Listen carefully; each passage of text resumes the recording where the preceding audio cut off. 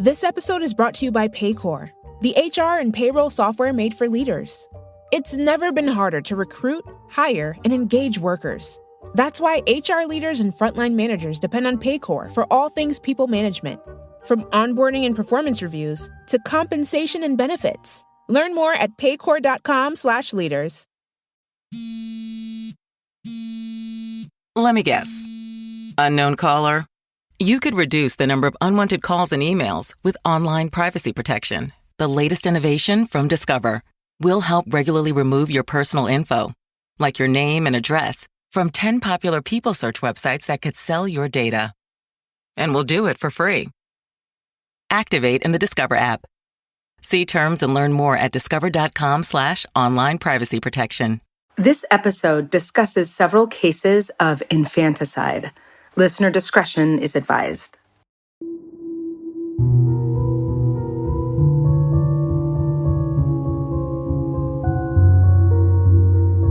Hi, I'm Michelle Ward. As a mom, I've looked my children in the eyes with love and hoped I can lead them toward a bright, wonderful future. But as a neurocriminologist who's been studying violent crime for the last 20 years, I've also quietly hoped that at the very least, I'm not raising a future serial killer. And if you can relate to that taboo thought, congratulations, you've just found your new favorite podcast. This is How Not to Raise a Serial Killer. Today, I have the illustrious, pretty famous, cousin, Pia Baroncini, formerly known as Pia Arobio, and she is now Pia Baroncini. You can find her all over the internet. I'm not going to do justice to your bio, so I need you to tell the listeners why you are who you are and why you're on this podcast. Why do you want me on the podcast? Because you're a mom and you're going to bring an interesting perspective. Yeah, I'm a new mom. And you're a new mom, but you're also an intense, crazy entrepreneur, business person. Has her own line of clothing on Revolve, manages. Go on, jump in. I have a clothing brand called LPA that's with, it's a partnership with Revolve. I have a podcast called Everything is the Best. I sell olive oil called Baroncini Import & Co. And I am the CMO of my husband's cashmere brand called Giaya Cashmere. So she has a ton of free time. She also has a baby. I have a baby. She has a little baby. Pia, now that she's a mom, I've been begging her to come on in this, but she's literally she's busier than the president. You have more energy. And there's one of her, she has a menagerie of dogs as well. There will be dogs barking. Yeah, most of whom way more than us. Anyway, that violence is for a different podcast, but I'm super excited to have Pia on today because A, she's brilliant. B, she likes to talk as much as her cousin, me. And C, we're going to talk about dead babies today. It's a harder subject. We're not going to go into the details of them. She's looking at me like I just asked her to eat poop. Oh my fucking God. Well, it's in the headlines right now. We're not going to go into the details of it. I'm sorry. I know it's triggering. I'm already so scared of everything. But you're going to have all these ideas of, You're making me a fatalist. Now I'm realizing you're the wrong guest. Let's just try. Okay. We're going to try through it. So in the headlines right now is this young nurse named Lucy Letby. Okay. And she's currently on trial for the murder of 7 newborn babies and the attempted murder of 10 more. What did she do? How did she do it? Well, she's a neonatal nurse. She's only 32. And she worked at the Countess of Chester Hospital in the United Kingdom. So you're safe. Okay. She's not here. But that's okay anyway, because she's in jail. The unfolding of this story, it's heart-wrenching. It's so tragic. But so, unfortunately, it is not as rare as you would want to think. This is one of the reasons we keep our babies near us when we have them. Oh. The vast majority of people in the industry of saving lives are wonderful, selfless people. This is rare. Okay. It's just not as rare as you want it to be. Okay. What did she do? How did she do it? She killed these babies by feeding them insulin or injecting air into their little bloodstreams. Why? Well, we're going to get into that a little bit. In her trial, she denies all of it. I should say that. And the trial's happening right now. Okay. She denies all of it but there's some clues, and we'll get into it. I'm shocked I haven't heard of this because I'm an avid Daily Mail reader. Well, and some of this is from Daily Mail. I know, and Daily Mail loves to cover like gruesome, horrible tragedies that happen between Australia, the UK, and the US. So you are the right guest. My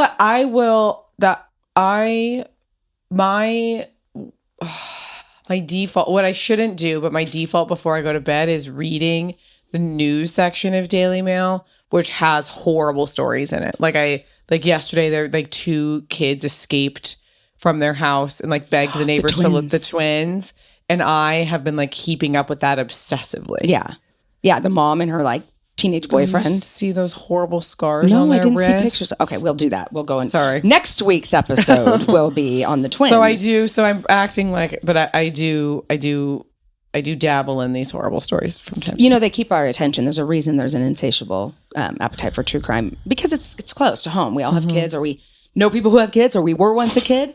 Oh, a giant mastiff. I'm not kidding. This mastiff's 160 pounds. I forgot to lock her busted into the room. Hi, Nutella. She knows how to open doors. She would be an incredible serial killer. Yeah, Tilly. Okay, she's a huge borble. Anyway, that's Nutella. Don't let the name fool you.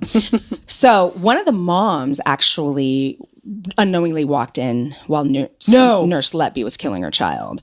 So she interrupted Nurse Letby, who was at the point attacking this baby. And the mom came in to bring her milk. She was pumping. So she did not realize at the time, but she was so confident that when she walked in, the nurse says, "Oh, no. He's only bleeding from his mouth because of the placement of the nasogastric tube. It's irritating his throat. Trust me, I'm a nurse." And she just kind of brushed her away. And this little baby boy who had a twin sister, a little girl, he was 3 pounds, but he was okay. But he started rapidly deteriorating, and he was pronounced dead, I think 5 hours after Letby was seen with him. The doctor present said he had never seen a baby bleed like this, and the child lost more than a quarter of his total blood volume. That's what the jury heard. So these babies that who she was accused of killing, they were all stable. They were not expected to die. And then on her next shift, she tried to kill the little baby's twin sister, but that baby recovered. Okay. So jurors heard that then Letby would go and do internet searches to look at the social media posts of the mothers of the babies she just killed. Shut up. She loved watching the tragedy. Mm-hmm. Creep factor. Mm-hmm. She's an unusual woman. The only thing I can find about her, it's a new case, so I can't dig deep into her childhood. Is she like infertile or something? Like, why does she not want moms to be happy with their children? I honestly think that is found in a terrifying Post-it note. Now a pit bull has entered. Sorry. This could be easily a death trap. I need you guys out of here. Out. There's also a bulldog that's going to come in next. No, he's at work. Oh, the bulldog went to work. There were Post-it notes found all over her apartment, and some read, "I am evil. I killed them on purpose because I'm not good enough." And the dog just shut the door. The passages were written on Post-it notes, and but then another one said, "I've done nothing wrong, and they have no evidence. So why have I to hide away?" Weird. Okay, so yes, but then does she have multiple personality disorders? No, she's actually. I mean, other than being a criminally insane murderer, it seems quite nice. In fact, all I can hear that people say about her is that she's a full geek, but sweet and very loving. Mm-hmm. She did write, "I have an overwhelming fear. I'll never have children or marry. I will never know what it's like to have a family.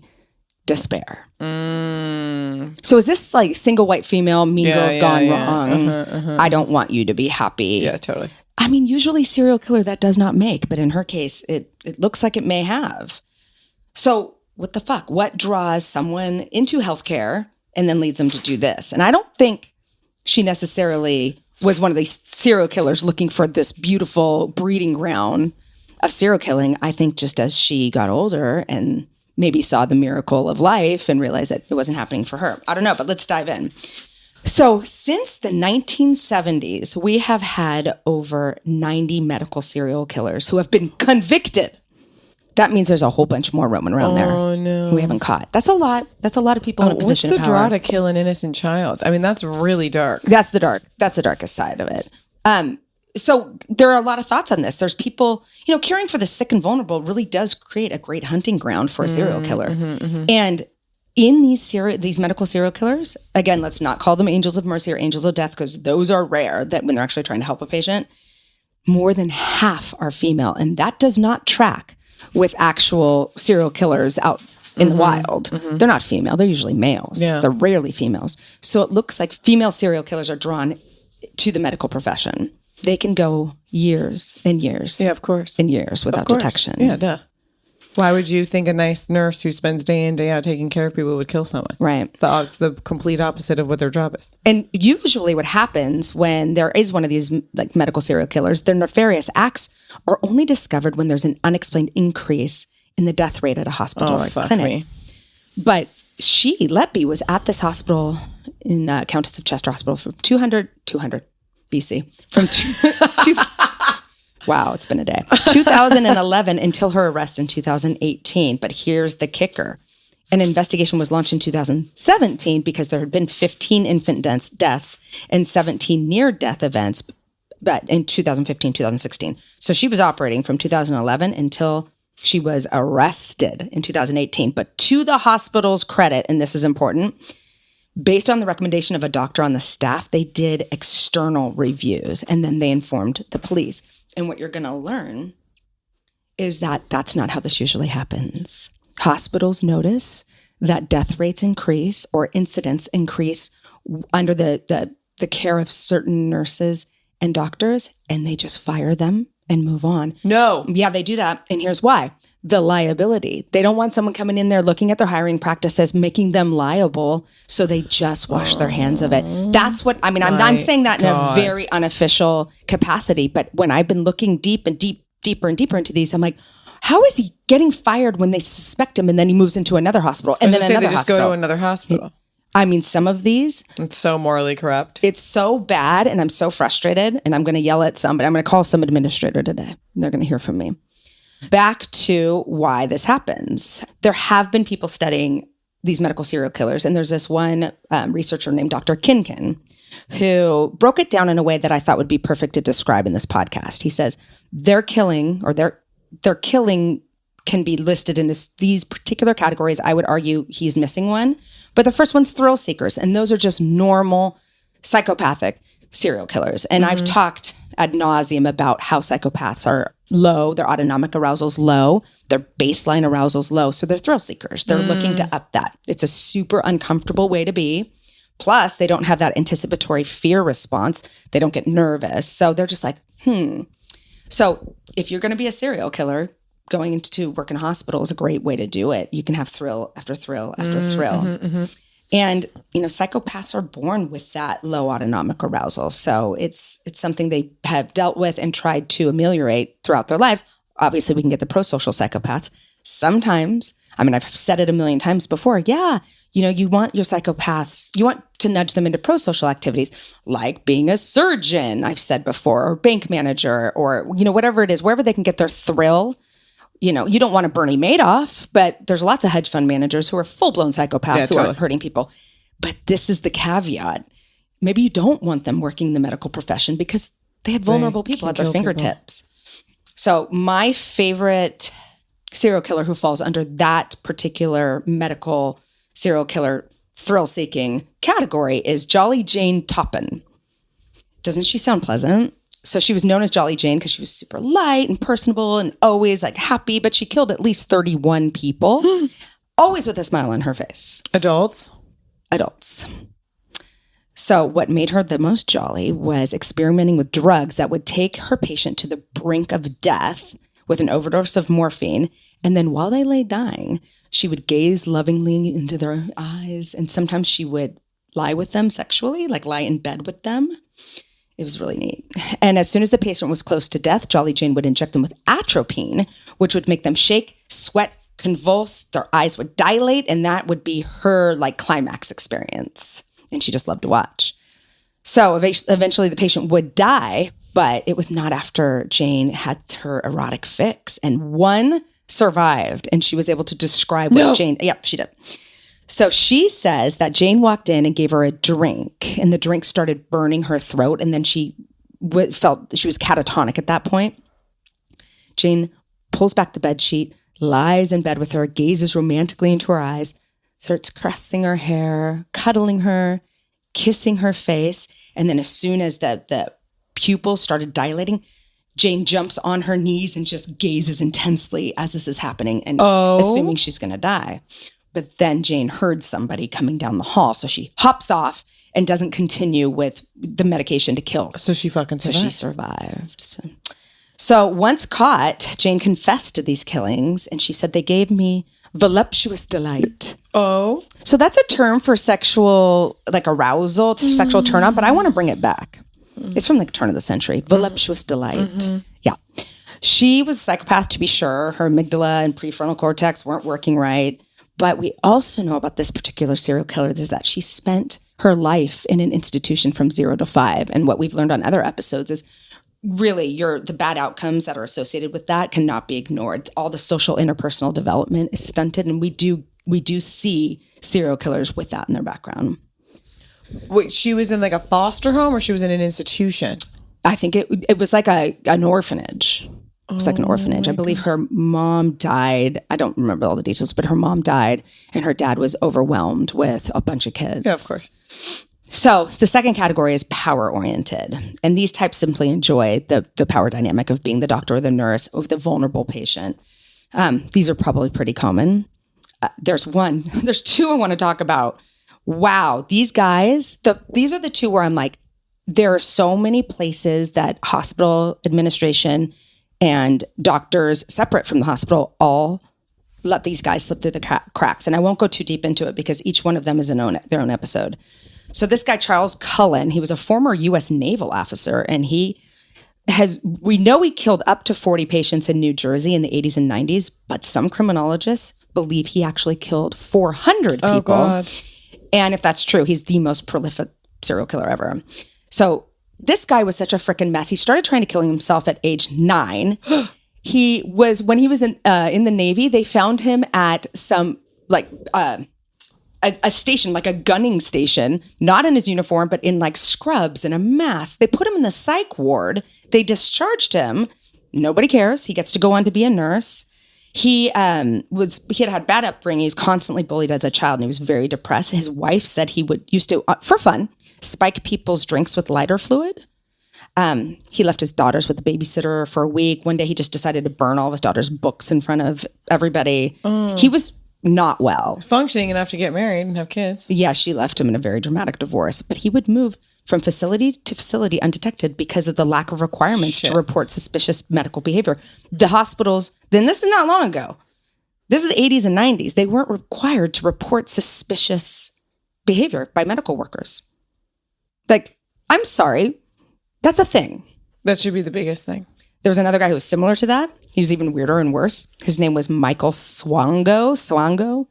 So he was a physician who was estimated to be involved in as many as 60 fatal poisonings, but it wasn't enough. This guy was such a power trip. It wasn't enough to kill the patients. He would poison his colleagues. Multiple hospitals. Here's some fried chicken laced with arsenic. They're all vomiting, and he's just watching, and their eyes, like from the vomiting, their eyes are like bulging out with red blood vessels. Then he just, they didn't like that, so they moved him to a different hospital. No criminal charges. He does finally get nabbed. He goes to jail. He serves a period of time. They let him out, and he works at a different hospital. Nope. Yep. All the time. Then he went to Africa because he was getting too busted here and killed a bunch of people there. He was sentenced in 2000 to 3 consecutive life terms without the possibility of parole, and he's now serving that, I believe, in Colorado, and I am going to go talk to him. Oh, cool. I have to. I mean, not cool, but... I have questions. Then here's those people, the thrill seekers are psychopaths.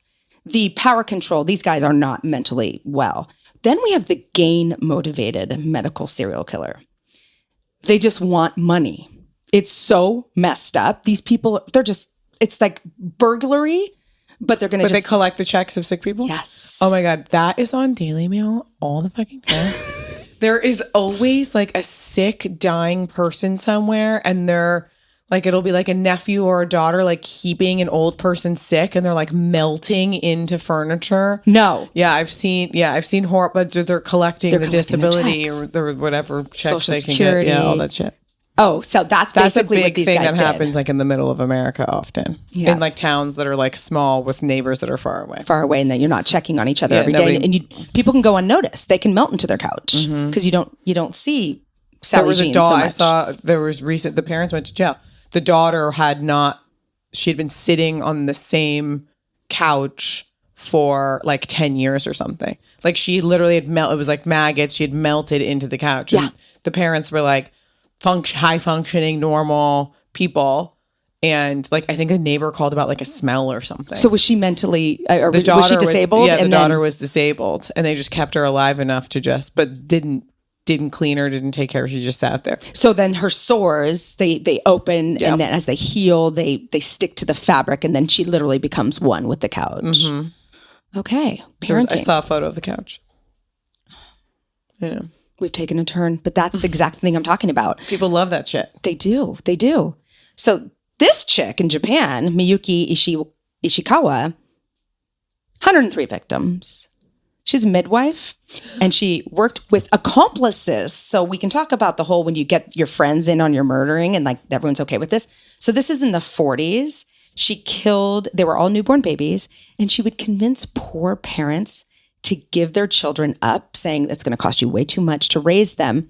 And she would have them pay her an amount of money to place the children. And then she'd keep the money and kill the kid. Yeah. And she would abuse them? Yes. How? They didn't say mainly neglect. She was convicted on 103, but everybody believes there's more. And she served 4 years in prison. How is that possible? I don't know, but I have somebody in Japan I want to call about it because I think that's insane.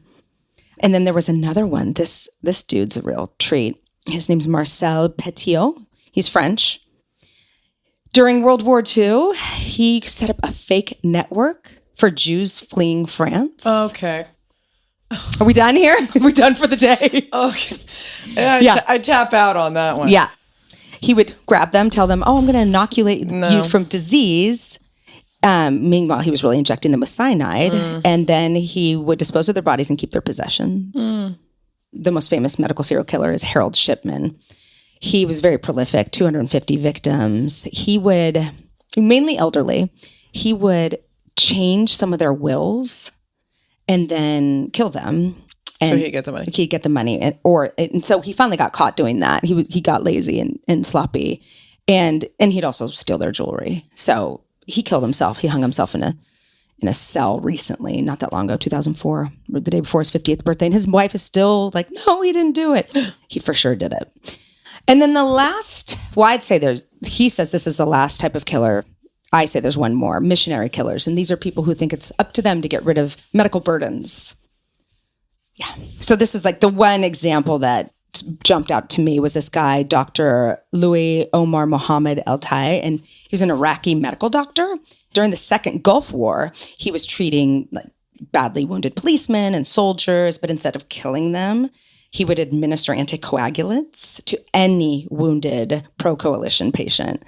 What did that do? Well, it killed him. So he just figured, you know what? I'm not gonna make these guys better. I'm just gonna get rid of them. And he did so because he had been recruited into an Iraqi Sunni insurgent group called Jamaat Ansar al-Sunnah. And yeah, he killed 46 people. Whoa.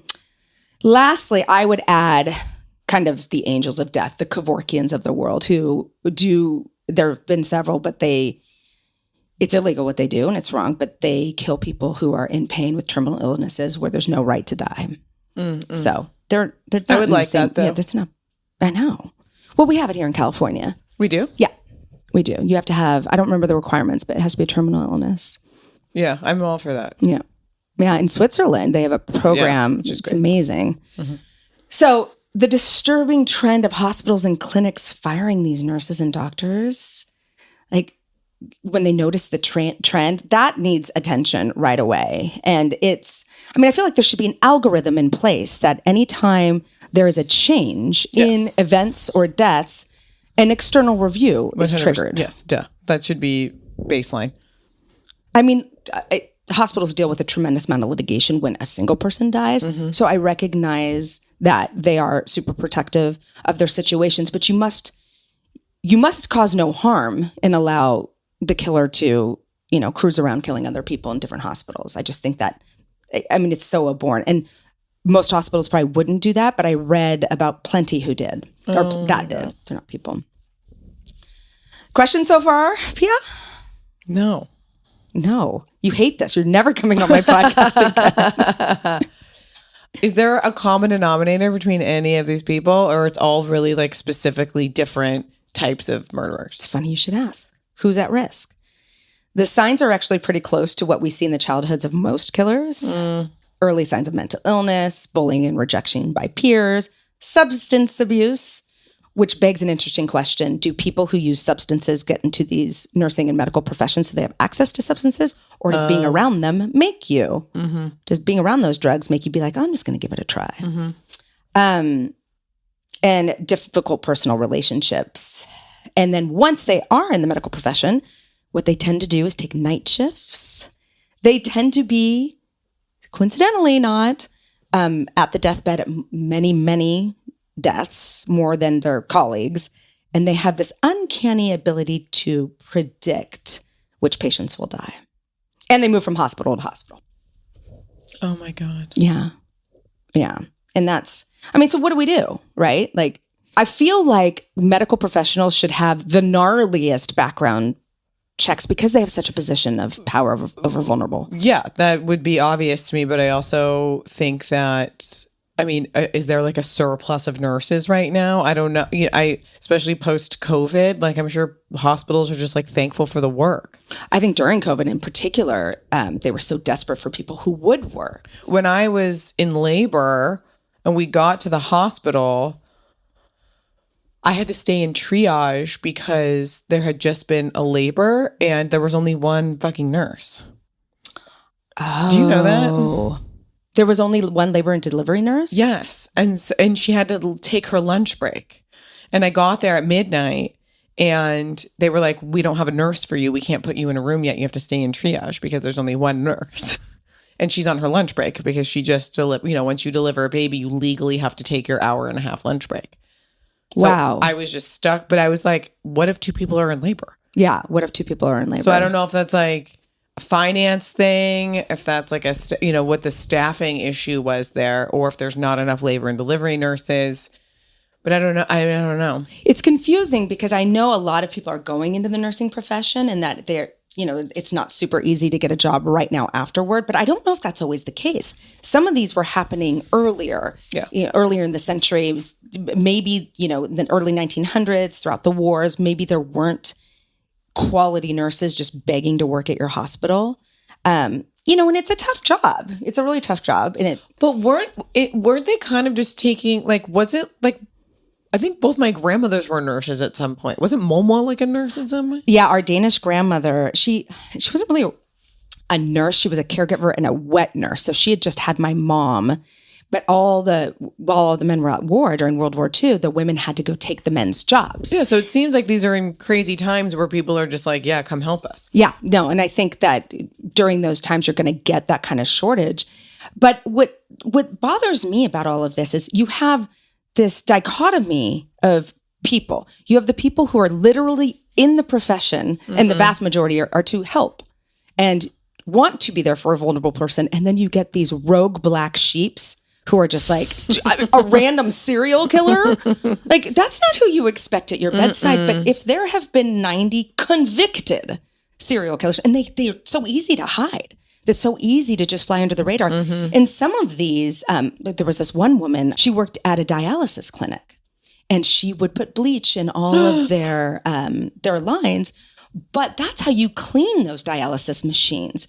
So she was able to be like, oh, I just screwed up the amount of bleach. Yeah. And sometimes what would happen, sometimes it wasn't this salacious bad behavior on the hospital's part. Sometimes people would grow suspicious. A doctor might grow suspicious. There'd be talk, and then the nurse would just resign and move elsewhere. So she knew people were catching up. Exactly. So we see that too. So, to defend the hospitals a little bit. Sometimes it didn't go to a full-blown investigation, but there were plenty where they were fired because of suspicious behavior. And in this one instance, the hospital was so intimidated by this particular male nurse that they wrote him a glowing review just to get rid of him. Yeah. And he went on to kill a bunch more people.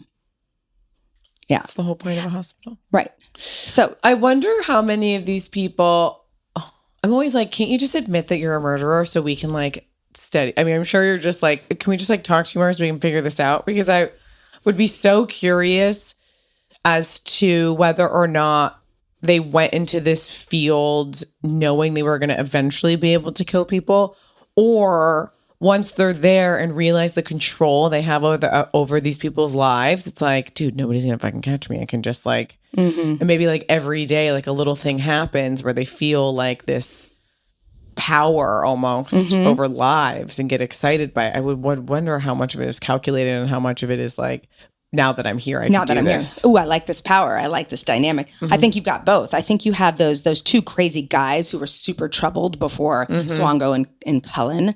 I think they chose it on purpose. Both of them had been super interested in like bodies and violence, and I think but I think these others, like this Nurse Letby. Let's see what happens with Lucy Letby because her trial's not done yet. She, I think, took a wrong turn when she hit, late 20s, early 30s. This idea that I'm not dating, watching the love between, you and Davide, the photos of you guys when you had that baby. Obviously, she has some sort of predisposition to be a sick fuck. But shit, do I curse on my podcast? I'm not even, I guess I do. I'm a bad influence with the cursing. Well, since we met, the day you were born, we've been talking like this. Bullshit. Yeah. Pia's first sentence was, one of her first sentences was, "That bullshit, friend." That's bullshit, friend. My daughter's first sentence was, "Fuck it." But yeah, I think for her, we're watching a woman degrade into some sort of mental instability. She said really freaky things that I haven't yet mentioned. Like what? One day, the metaverse will help students learn about the rings of Saturn, allowing them to get up close to the planets and gain a deeper understanding of how our solar system works. The metaverse may be virtual, but the impact will be real. Learn more at meta.com/metaverse impact. So the dad of the twin who died, the girl twin lived, he said, "Please don't take my son to mortuary." I guess that's what they call the morgue. And she wrote to one of her colleagues, "Oh, it was so heartbreaking to hear him say that," which now that we know she's the one who killed him, there's something about her. She loves the tragedy. And it's more against the parents. I don't think it was about a thrill to kill the kids. I think it's taking the joy. She likes taking the joy from the parents. And the outcomes were really bad. The ones who didn't die, some suffered brain damage from being without oxygen. Yeah. So you give birth to a healthy, perfect baby, and accidents can happen. Cerebral palsy is no joke. If you're deprived of oxygen while delivering, and then her looking at their pages. And the other thing is just these notes she left all over her house. It's kind of like you're a teenager and you doodle. They looked like that. She was doodling all over the place. And it can be argued that some of these children were frail, they were premature, but it was way more deaths than they expected, and these kids were thriving. Oh my God. So I think we just watched a spiral, from somebody who was probably okay to begin with and then wasn't. Again, I'll revisit this when I learn more about her. But I think, the whole point of this podcast is how not to raise a serial killer. How do we prevent this? Some of it is you're raising a little psychopath. Maybe do something if you notice they're trying to become a nurse or a doctor and you think that their behavior is still really bad. I think that with these cases of these men who were constantly fired and the guy who was convicted, I mentioned a couple people who went to jail and then were able to work again afterward. There has to be, if there's no legal obligation to report or to stop somebody from working in the field, the medical licensing boards, I feel like these are all things that should have incredible scrutiny. Yeah, but look at our society. We have completely underfunded, the foster system, orphanages here are a disaster. There's no mental health at all. And I think now there's this turn to allow people after convictions to start a new life, as we should, because we're hoping that people are going to re-enter society. And what are you going to do? This person can't work, then you're going to we have a homeless problem. You know, it's like literally there's like nowhere to go. There are, I mean, it's layered and there's no simple solution. It's so nuanced. There's so many, but I don't know. And then I'm thinking, like, if I have a kid who's clearly shown signs of aggression, who's never really gotten along with other people, is kind of an outlier, shows anger issues, and came to me one day and said, I'm going to go to nursing school. I want to be a nurse. As a parent, I would go, fuck yes, my child has chosen a career. They're finally showing empathy. They want to take care of people. I would think that this is a turn for the better. And that's why we hope more than 4 people listen to this podcast, because while I have said historically, nudge them 4 people. Well, our family members, historically, I have said, you know, if they want to go be a surgeon, I think surgeons are one thing. You're going to get a huge thrill saving these lives. It's dramatic. But this is another. I mean, especially nurses. Nurses are around patients way more than doctors are. I mean, that's who's administering the care. The doctor comes in and gives the orders. Absolutely. You know, obviously, you know more than anyone, my dad spent a significant amount of his life in hospitals. And we have so many personal relationships, but I still talk on Instagram almost every day with my labor and delivery nurse. Oh. But we talk like back and forth often because it's such a, you know, she like helped teach me how to breastfeed, and she was one of the first people there. And my mom remembers the names of so many of the nurses who took care of my dad. So you feel such a bond to these people that I understand from a patient's perspective, not even wrapping your head around the fact that this is something that could have happened. And right. I know you always talk about listening to your intuition. Like, this could be something, you know, you don't want to not trust people around you, especially at the hospital. You don't want to assume that every nurse is going to try to kill you or your baby. It's a negative way to live. But I do think it is a nice, just remembering, like, if you have a weird gut feeling, just being an advocate for yourself in a hospital. And we already have to advocate so much because accidents happen at hospitals. People not trying to hurt your baby, but they're tired. We're human. It's so easy to screw up the medications. I mean, if you look at how accidents happen at hospitals, I do a lot of litigation work for healthcare. It's just human beings and human error, not evil, malevolent, you know, Jolly Jane Toppins. You know, these aren't people who are enjoying. I mean, they are. Okay, so in the lawsuits, I in my and then other are life, those people able to go switch hospitals and work again? Well, that's the thing. I mean, yes, they can. They can. Usually, the hospital. If somebody made a mistake, if they make a mistake, yes. Sometimes they won't get hired. It's public information, but they do. They move on, and they, you know, making a mistake, the hospital's insurance will end up covering all of it. And then once a hospital is sued, it's amazing. Statistically, their errors drop dramatically because what goes everyone's a little bit more careful. Not that they weren't careful to begin with. It's just, it's a shit show, especially in emergency situations. Childbirth can be a very quick, 98% of all births turn out fine. But the 2% that don't, it goes bad quickly, very, very quickly. These emergency situations require life-saving measures at first. You're not thinking of absolutely everything. And these nurses and doctors are traumatized when something goes wrong, especially if in hindsight, with time to look at your action, you realize there was something else you could have done. And just the tears that I get from nurses that I'm talking to before their depositions and doctors, they're not there to hurt you. They're there to help you. We are talking about the rogue, freaky, black sheep that gets to, they're stealth, and they get to sneak into this profession doing the exact opposite of what everybody else is doing. You know, the hospital may not suspect them unless they're looking. If you have somebody with jumping around from hospital to hospital to hospital to hospital, red flag. You got to check this person out more than somebody else. And if you are a parent and your child has always hurt people, maybe discourage the healthcare profession. I hate to say that, but I just think if you're not a particularly empathetic person, with the exception, you do sometimes need the God complexed, like hero surgeons who are not burdened by the emotion of the dying patient. I do know a couple of incredible psychopathic surgeons, but but in diving deeper into this, that's an exception. I feel like if you are low on empathy, people who are low on empathy do not necessarily become murderers. I almost think if you're low on empathy, it's better to be in a hospital because you're not super emotionally attached. Like it's a wrong thought. I'd be like, oh, this person's not going to want to quit their job because they're sick or they want to lose their minds every time somebody. I mean, I couldn't imagine being a nurse. Like if somebody passed away, seeing the family,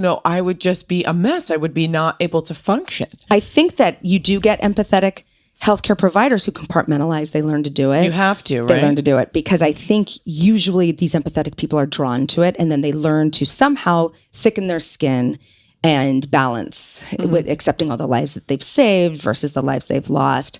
I do think sometimes, like I said, you can get surgeons who are like, I'm gonna kill it with this. I'm just going to be best. I'm gonna be God. I'm gonna save lives. I'm talking more about this is so crazy. These random horrible people. Yeah, but like we know some awful children where we're like, okay, what's that? You look back into most killers' backgrounds, you're going to see some pretty bad behavior.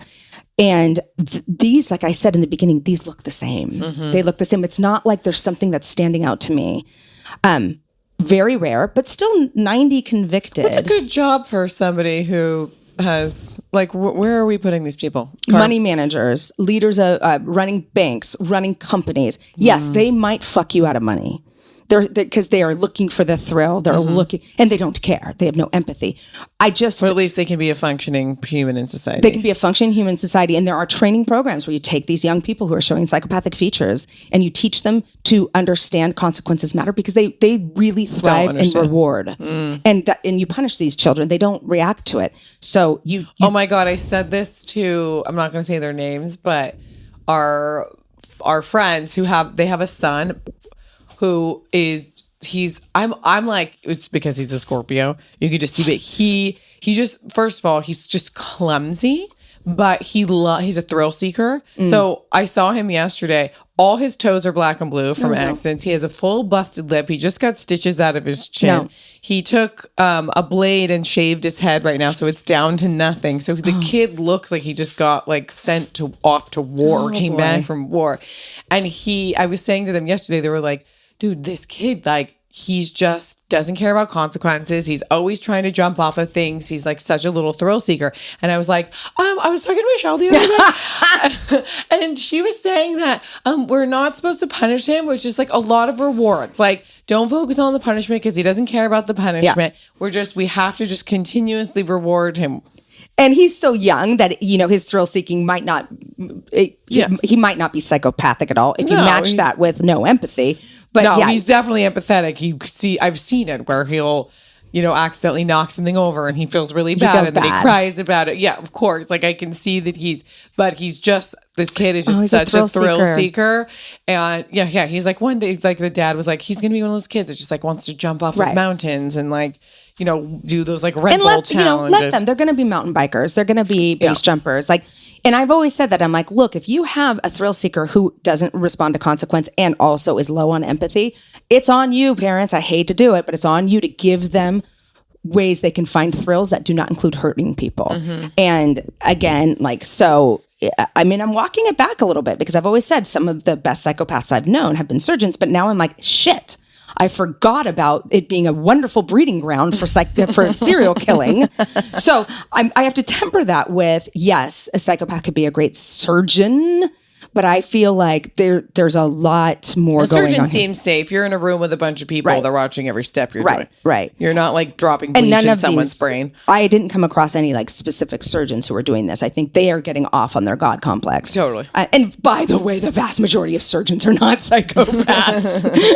Let's be clear. I'm just saying it's not horrible if they are. Mm-hmm. But yeah, it's like you said, like rewards are really great. And we want to nudge them into pro-social stuff. yes, could you end up with hedge fund managers who don't care about consequences of losing your money? Absolutely. I think New York's packed with them. I mean, yeah, definitely. I see those guys after work downtown. I mean, some of the commercial real estate guys, right? Even them. I know, but my mom used to always say she'd be like, go hang out like financial district. Like you should find a guy down there. Like you should go. She would always say, why don't you go hang out at the bars down there? Oh, God. Like me, I go, you want me to date one of those? No. You know what? You could have taken one for the team for all of us. I know. Yeah. We could all be on a yacht somewhere right now. We could. No one would have to podcast ever again. No. Nobody would have to do this sitting comfortably in our house right now. Yeah. So this is one of those situations where it's like the whole point, as I always say, we cannot just do gratuitous crime all the time. We have to take away the vegetable. And for me, it's like, okay, yes. Does this girl have friends? Yeah. But she was dorky. She has a few friends. People said she was a sweetheart. And it's all going to come out. More is going to come out. We'll revisit this when I can, dive into her past and be like, where were the signs? What could we have done? But nobody has a bad thing to say about her yet. There has to be something somewhere. Well, except for the mothers of these children she killed. Yeah, they have some negative things to say about her. It's also so creepy to like write notes and put I have no notes. Literally, the only notes I have right here are the preschools that I signed up my baby for. Like, I don't like write notes to myself. I mean, I should, by the way. I should start putting some affirmations up. Accessories? But to think that she's like at home, just like on Post-it notes, like, I'm a loser, and just keeping them up in her And you're apartment. already killing people. And it makes me think that we're watching the mental decompensation of a person. It makes me think that she's actually having a breakdown over the last few years, because you don't leave shit like that behind. You don't leave your evidence behind. No, she's not calculated. She's not calculated. So I think she probably was okay, and she's decompensating and falling apart. Oh my God. And, okay, then there's the message there, like what red flags do we look for in these situations? But I think the true objective kind of barrier is hospitals having an algorithm that immediately triggers an investigation the second it goes beyond statistical. I'm so shocked that is not embedded in the fabric of the functionality of a fucking hospital. It could be some places. It could be, but it wasn't in many of these places. Somebody notices it, and then it might trigger an investigation, but I feel like it should just be automatic. If the IRBs, the internal review boards, do they have programs that automatically trigger a review if your numbers are outside of the statistical range that you'd expect? And if not, there should be. It shouldn't just be the doctors and the administrators noticing a change. There should be an external notification when things change. And that's how all these people were caught. People would be like, what's the common denominator? Oh, it's Nurse Letby. Oh, it's Swango. Or there seems to be one person who always Could you imagine going to work and being like, well, Jane over there is the one that gets all the deaths all the time. Right. Right. I mean, they're just like, here comes Dr. Death. Oh my God. Yeah. And I think that is actually what happens. And then sometimes they get switched to different departments where they don't have the access. I saw that a couple of times. And I'm like, okay. And they do that to test to see if the deaths stop. I know. It's a little messy. But then they can still figure out how to like sneak into a room. Yeah. I mean, they still have access to people, vulnerable people, medicine, and exactly. Oh my God. Yeah. So anyway, those are my takeaways, and some sort of like IRB trigger when the algorithm, kicks it off. And it's good to know not to let your kid who is showing all of these signs not go into that field, because I naively would think, oh, this is their way of showing empathy. But no, it's their way of getting access to prey. Now, and remember, empathy can't grow. It either you have it or you don't. So children are relatively unempathetic. And then as they get older, you start to see it. But somebody who is born without empathy and never has it, they can learn the words of it, but they never feel it. So that's another takeaway. It's like, okay. Do empathetic kids cry? When they learn that it gets them what they want, yes. But they don't know. They cry if they're hurt because they can feel pain, but they don't cry when their mom gets hurt or their sibling gets hurt. They laugh. Yeah. It's a little thrill. So yeah, no. And I have friends with me, but then if they learn, oh shit, I'm supposed to cry, and they learn this young, then they'll cry. Because if you're acting like a little psychopath and not crying when it's sad, or then you get ridiculed and then you're like, oh, okay, now I know what to do. And it happens very young that they learn to mimic it. It must also be hard as a parent to, I mean, I'm very aware. I want my child to be her best self. Like I'm the first, I think like we come from a family that's very like, is that normal? Like, should this be happening? Right.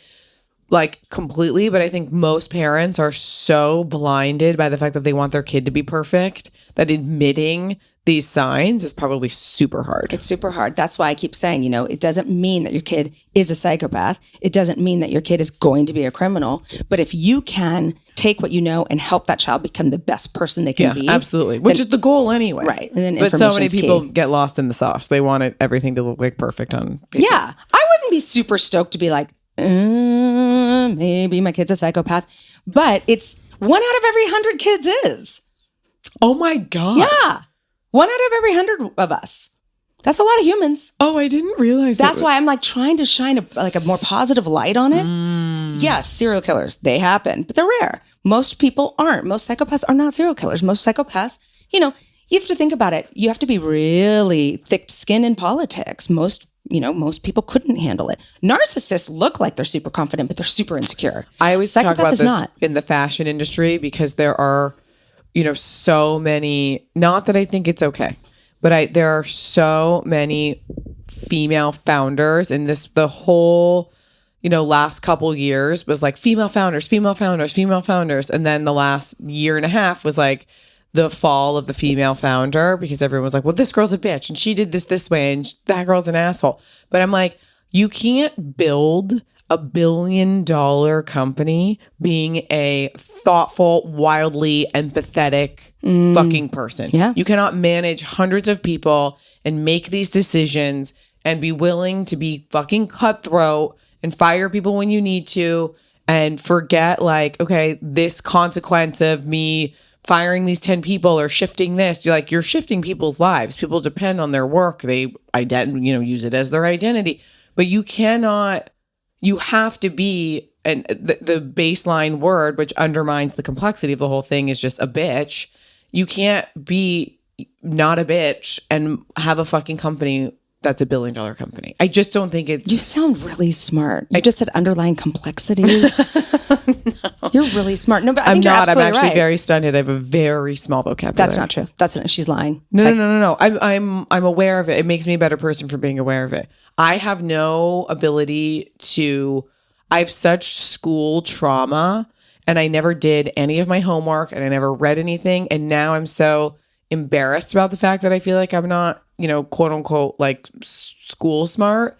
And I can't retain information. This woman runs multiple companies. But I can do things quickly. I don't run companies. I run the creative aspect of things, making very quick decisions. But like learning a new language, like Davide and I every night we'll go through the ABCs and I'll say an Italian word for each letter. And he'll have me try to repeat it back and I cannot remember anything. And that's why I've just stopped trying to learn because I cannot memorize anything. This is a sponsorship opportunity. Elevate. Can you hear me? What's Elevate? Elevate is an app I do every day. You do? I do. And first it tests me and then it gives me little math and literacy games and they're super fun. So it'll be like retaining, like memory retention. I don't like the math ones as much because math is really rusty, but it takes you to a different level. I don't know. I don't know math. I mean, shit, if they sponsor us, I just already did the ad read right then. I already did it. Okay. It's really good. It just keeps me on my toes. I'm like, there's shit that we just forget about. Don't say, I'm so scared. Say terrified, right? Mm-hmm. Don't say, oh, it was so cold. It was frigid, freezing, whatever. No, I guess frigid means it doesn't like sex. I don't know. See? My vocabulary needs work too. But I understand what you're saying about it's hard to be a woman. Every time I podcast, I'm like, I hope I'm not coming off like I'm somebody who's like, because I have LPA, I'm not really like a founder. Like I work with such a small group of people. It's not like I work with Revolve. So I've always been like, I have nothing to do with this like female. And it's literally anytime you bring any of these women's names up, anytime it happened last night with this like big female founder. Apparently nobody knows it and I'm not going to name her, but it was like a company that IPO'd. And this happens with so many companies when they IPO. Like they'll they have a chance to be like, hey, we're going to make sure that like these certain amount of employees are taken care of. But a lot of the time they'll do a certain thing to kind of fuck these people out of their shares to make it look better. And it's like, there's like a board of people advising these women what to do, and they feel the pressure to make a better business decision, and so then they're deemed like a bit. I mean, it's a very interesting. But if you're a man, it's cool. Yeah, it never happens. That's never a thing with men. That's they're powerhouses. I can't even that is so frustrating for me because it does require cutthroat. You do have to. What you would be considered a boss. I think the nice thing about it is that people expect women to be nicer. Yeah. You expect a man to be more of an asshole. I do think that if I'm just going to play devil's advocate here in the positivity spectrum, I do think that's where I think it comes from, is you don't expect a woman to be making these cutthroat. You expect a woman to be more nurturing and motherly. Okay. Well, now I'm fully irritated, but I think you're absolutely right. And I think it's in any power position for women. But now it makes sense. Now I'm looking at all these female founders and I'm like, okay, 1 out of 100 is a psychopath in our society. Like, how many of these women are fucking psychopaths? And the women are way better at being psychopaths than men, by the way, because if you overcome all of those things that typically make us nice, like, take care of that, I want to be a mom. I want to. Those are not instincts. A lot of those are society, but some of them are just in us. And if it would suck. It would suck to be a psychopathic female because you are like, I don't give a fuck. And by the way, I can still be a wildly successful people, and I can actually contribute very well to society. I can do that as a psychopath, but you just aren't going to be as warm and fuzzy and be invited to be the PTA mom. Kill some babies. Hopefully not. Let's hopefully. There are other ways to get your thrills, people. Pia, you're the best. Thank you. I love you. Thank you. I love you. Thank you I can't even believe I was able to schedule time with you because you are the busiest human being I've ever met. But no, I'm not. You are. So just are you. Take the freaking credit. You're the most successful person in our family. It's busy bragging. Well, you are the most successful person in our family, and it doesn't matter that we only have 4 members. Okay, this has been How Not to Raise a Serial Killer with our fabulous guest, Pia Baroncini, formerly Arobio. We will see you next time. How Not to Raise a Serial Killer is a Cloud 10 media production, executive produced by me, Dr. Michelle Ward, and Sim Sarna. Our editor is Emily Crane. Our music was created by Josh Cook, with artwork provided by Brian Stefanik. Follow us on Instagram at How Not to Raise a Serial Killer and on TikTok and Twitter at HNTRASK. That's at HNTRASK. And if you'd like to share a story or ask a question, you can email us at hownottoraiseaserialkiller@gmail.com or call and leave a voicemail at 818-392-4403. If you like our show, do me a favor and rate and review us on Apple Podcasts, Spotify, or wherever you get your podcasts. After all, if more people know about the show, maybe fewer kids will turn into serial killers. Who knows? Thanks so much for listening. See you next week.